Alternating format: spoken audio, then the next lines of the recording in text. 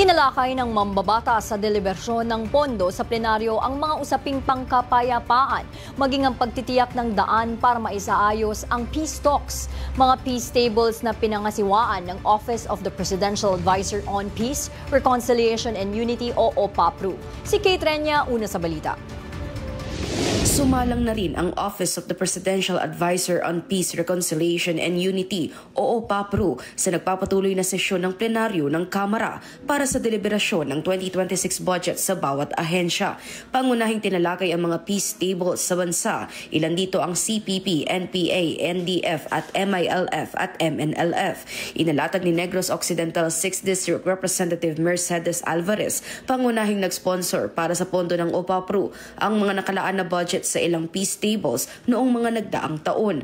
Ayon sa mambabatas, nakapagtala ng pondo ang OPAPRU na may halagang 1.7 billion pesos para sa RPMP at 9 billion pesos naman para sa Normalization Program in the Bangsamoro ng MILF noong 2019 hanggang 2025. Nakatuon ang pondo na ito sa mga pangunahing pangangailangan ng mga bawat peace table, katulad na lamang ng tulong sa edukasyon, skills training, emergency employment at mayroon din focus sa transitional justice at reconciliation program. Para naman sa susunod na taon, ang malalaan na pondo para sa kanila ay mabibigyan ng alokasyon ang livelihood housing employment, maging ang health assistance program ay kasama rin. Sa usapin naman sa pagsasarado ng peace table sa pamamagitan ng peace talks, nabanggit ni Representative Alvarez na kasalukuyan umuusad ang negotiation patungkol dito. Mr. Speaker, these peace tables have been negotiated and it is in the process of ongoing negotiations, Mr. Speaker.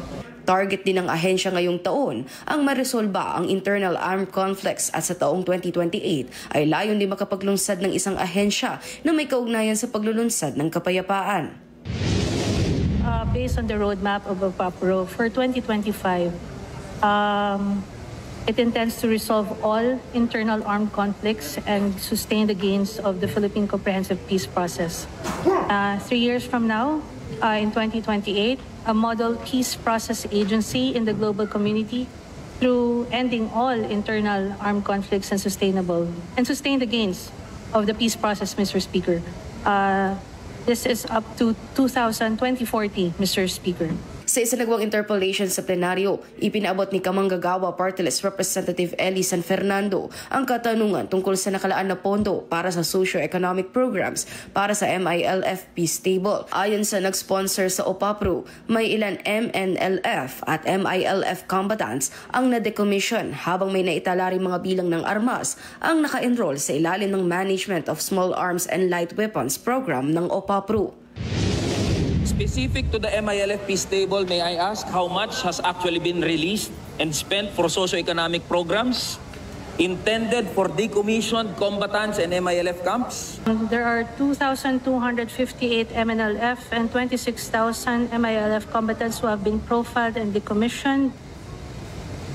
12,000 weapons have been documented and enrolled under the Program for Management of Small Arms and Light Weapons.